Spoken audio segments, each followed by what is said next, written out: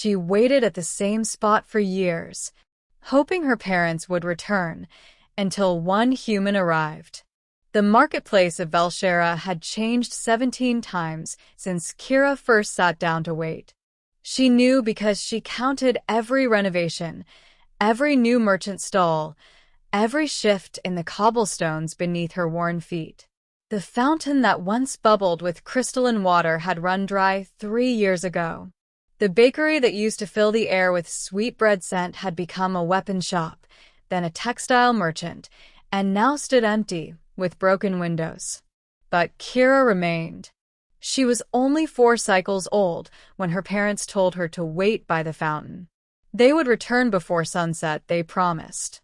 Her father had ruffled her blue hair, her mother had kissed her forehead, their skin warm against hers despite the species difference. They were traders, her parents, one Zenthari like herself, one from a distant ice world, and they had business in the upper district that couldn't include a child. "Stay right here, little star," her father had said, pointing to the fountain's edge. "Don't move. We'll find you." 23 cycles had passed since that day. Kira was no longer a child. Her blue skin had darkened with age, her limbs had lengthened, and the innocent roundness of her face had sharpened into the angular features of adulthood. But every morning, she returned to the same spot. Every evening, she scanned the crowds for familiar faces that never appeared. The other Zenthari whispered about her.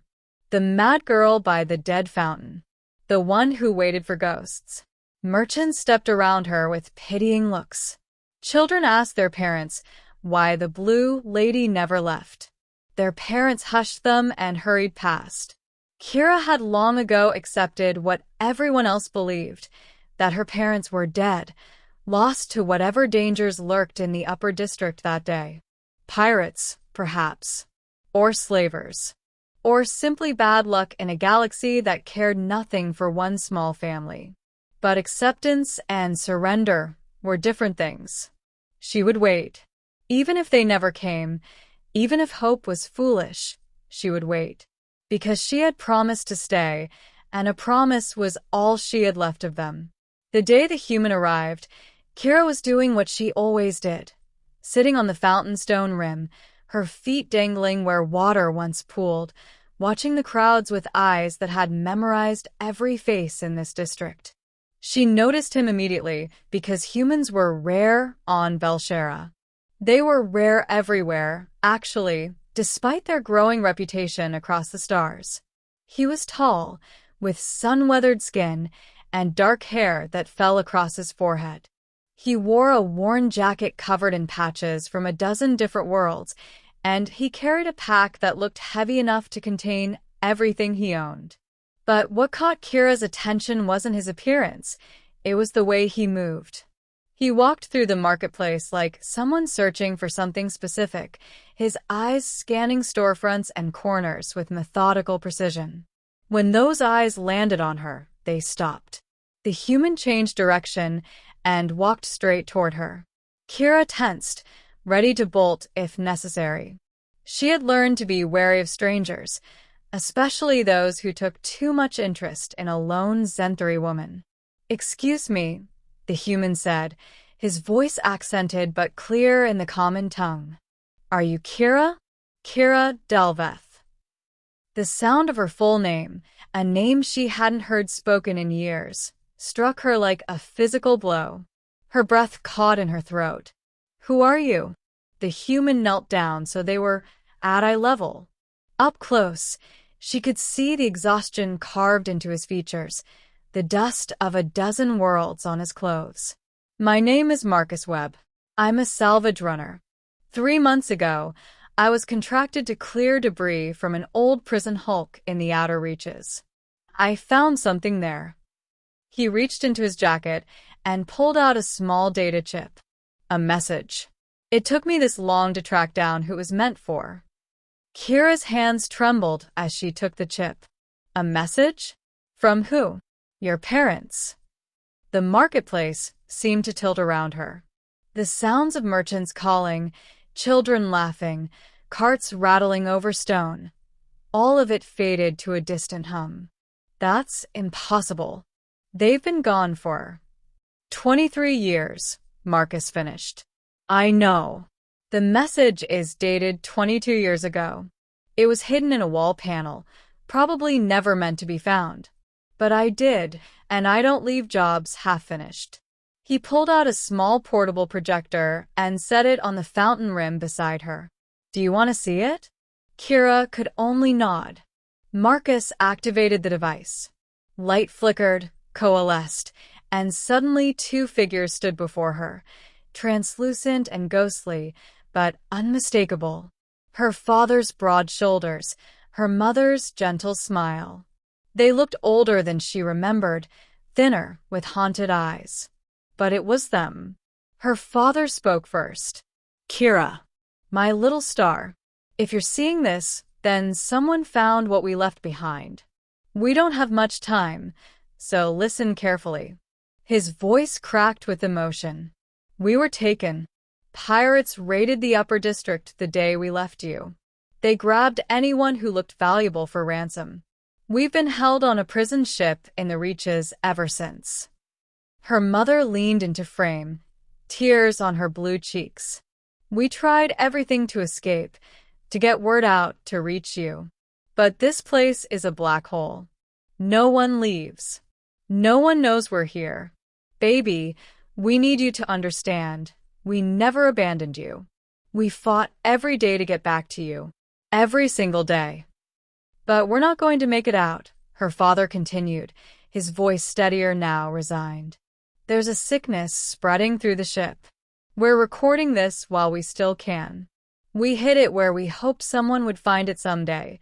Someone who might track down our daughter and tell her the truth. Her mother's image flickered.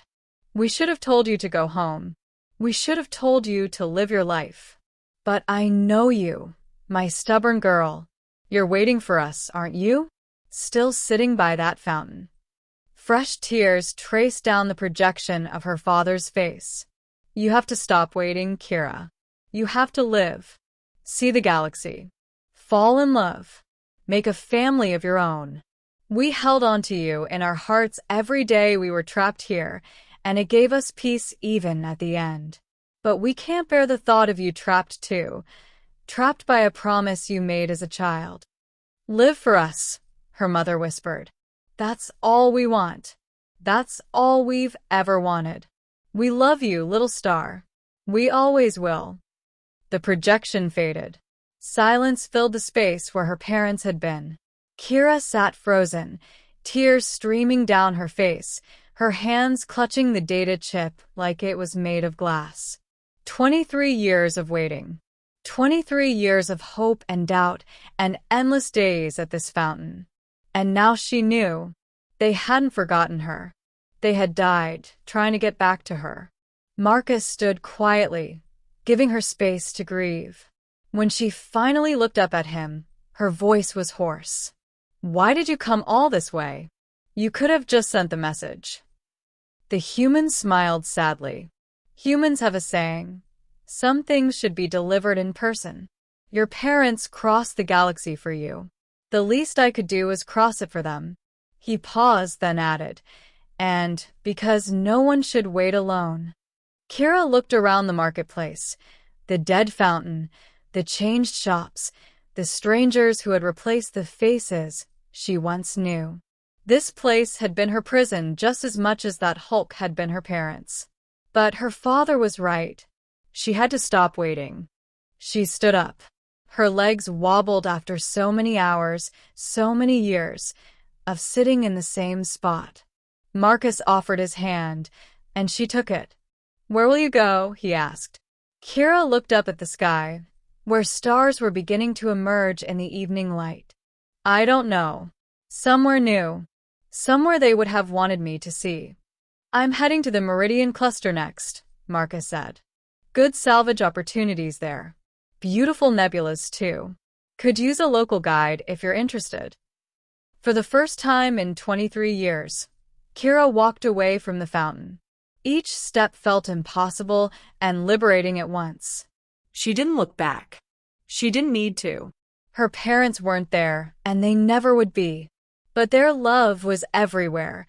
In the data chip she tucked carefully into her pocket, in the human who had crossed the stars to deliver a message to a stranger, in the future that was finally, impossibly, hers to claim. Humans, she said as they left the marketplace together, are strange. Marcus laughed. We get that a lot. But we're loyal. And we don't give up on people, even ones we've never met.